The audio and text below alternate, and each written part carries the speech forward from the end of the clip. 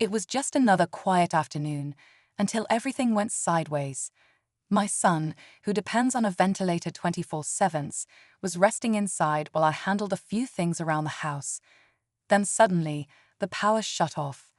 At first, I thought it was an outage, but when I rushed outside, what I saw made my stomach drop.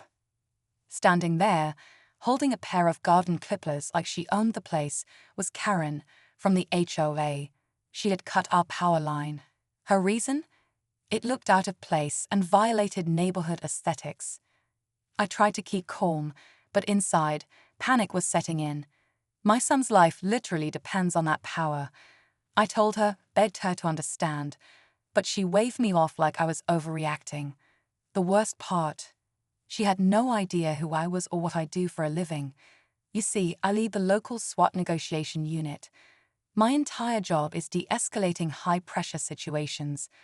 But never in a million years did I think I'd need those skills at home, facing down someone like her. As I rushed to get my backup power running and called emergency services, Karen continued arguing with neighbors, totally unaware of what she'd just triggered. And that was only the beginning, because what came next changed everything. The backup generator kicked in just in time, and I sprinted back inside to check on my son. The ventilator beeped steadily, holding on, but I knew we couldn't afford another second of downtime. My heart was pounding, not from fear, but from the shock of how casually someone could mess with something so critical. Karen didn't even seem shaken. She was still out there, phone in hand, ranting about HOA guidelines and how she had every right to remove what she called unauthorized external wiring. I've dealt with hostage crises, standoffs, and unpredictable suspects, but this felt personal. Karen wasn't just some rule-enforcing neighbor. She was a type that craved control, and today, she crossed a dangerous line without even realizing it.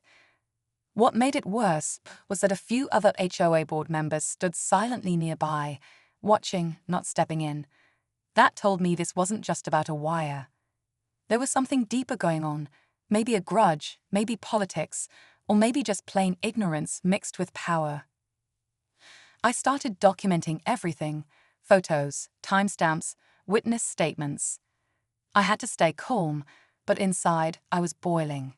One wrong move could mean disaster for my family, and still, she had no idea who she was dealing with or what I was about to uncover about her and the HOA.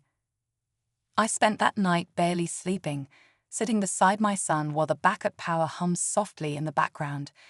Every so often, I'd glance at the door, half expecting another knock or a surprise visit from the HOA. I couldn't shake the feeling that something bigger was at play. This wasn't just about a power line, it felt targeted. The more I thought about it, the more things started clicking together. 2 weeks earlier, I had refused to sign off on a proposed HOA budget change that would have funneled funds into unnecessary aesthetic projects. Karen was leading that charge. The next morning, I started getting texts from a few neighbors. They'd seen Karen taking pictures of other homes, marking down violations that didn't exist. One neighbor, Mrs. Potol, said Karen warned her that she might lose her front porch lights if she didn't cooperate. This wasn't a one-off.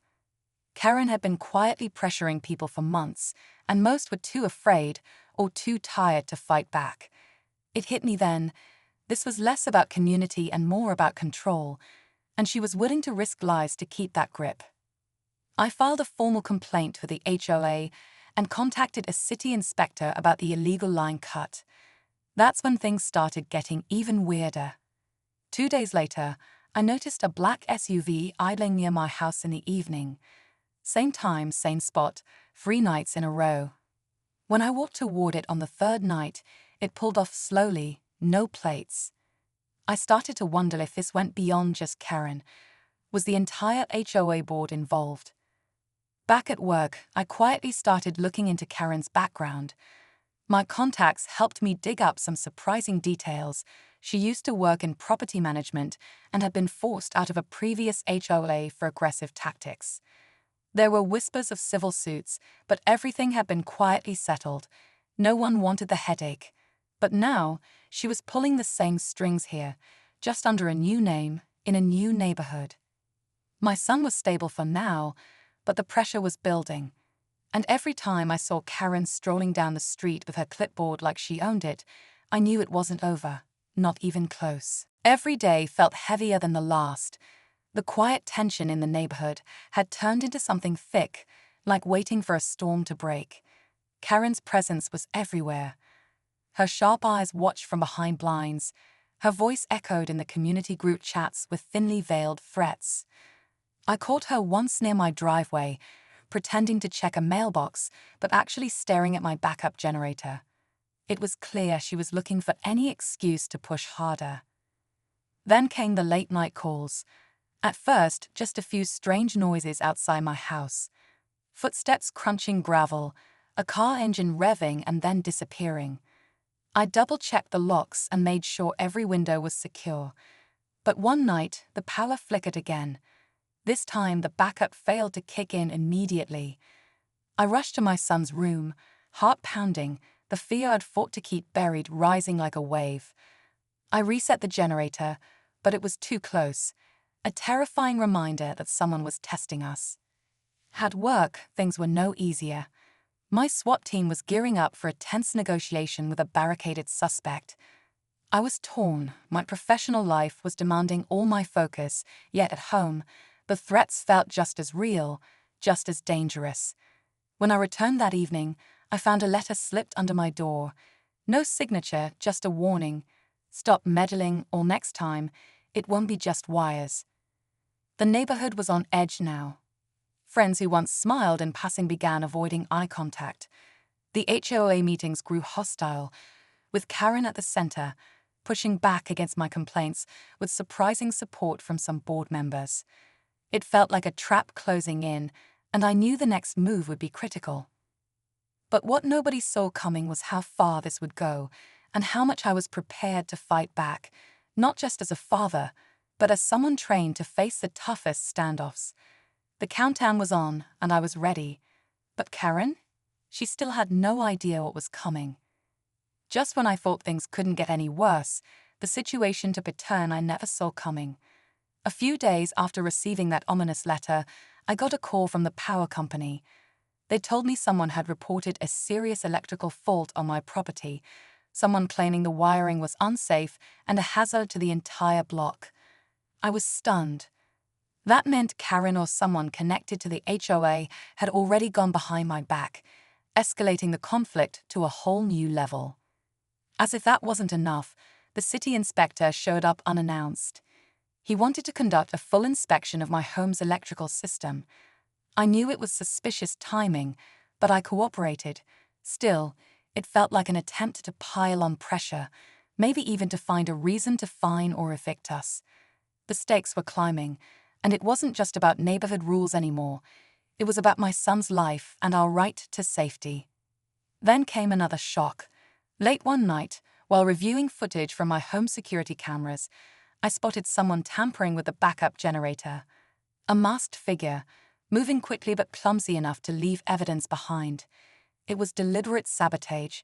Whoever it was wanted to make sure there was no second chance if the power went out again.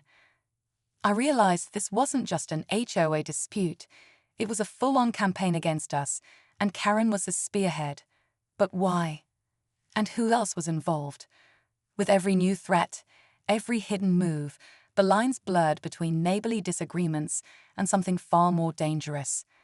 I had to prepare for whatever was coming next, because this wasn't over, not by a long shot. The tension hit its peak one evening when Karen showed up at my door, clipboard in hand, acting like nothing was wrong. But this time, I was ready. I calmly confronted her, letting her know I had every piece of evidence, from the cut power line to the tampering on the generator, and even the suspicious power company complaint. Her confident smirk faltered. That's when I laid it all out. I knew about her past, the lawsuits, and the threats she'd been making to neighbors. Just as I expected, Karen tried to deny everything, but I had backup. The neighbors who had finally gathered the courage to speak up, the city inspector confirming no safety violations on my property, and surveillance footage that showed her and a couple of HOA board members working together behind the scenes. The community couldn't ignore the truth anymore. The HOA board was forced to suspend Karen pending an official investigation, and the city dismissed the false complaint against my home. It was a hard-fought victory, but the relief was short-lived. The night after Karen's suspension, my phone rang. It was an unknown number. A voice, cold and low, warned me that this was just the beginning, that some people didn't like being exposed, and that I should be careful what battles I chose. Even with Karen out of the picture for now, the fight for safety and peace wasn't over. Even with Karen out of the picture for now, the fight for safety and peace wasn't over. I realized that sometimes the biggest threats come from places you least expect, and staying vigilant means being ready for anything. My son's life depends on it, and so does mine. After that call, I knew things had changed forever. The fight wasn't just about the HOA or Karen anymore. It was about protecting my family and standing up to anyone who threatened our safety. With Karen suspended and the false complaints dismissed, the neighborhood slowly started to breathe easier. Some neighbors even came forward, sharing their own stories and finally demanding a fairer, kinder community. I made sure to install extra security measures around the house, and I stayed vigilant, knowing that peace isn't something you take for granted, especially when a loved one depends on life-saving equipment. This whole experience taught me how important it is to stand firm, to document everything, and to never let fear silence you. Sometimes the biggest battles happen right at home, and it takes every ounce of strength to protect what matters most.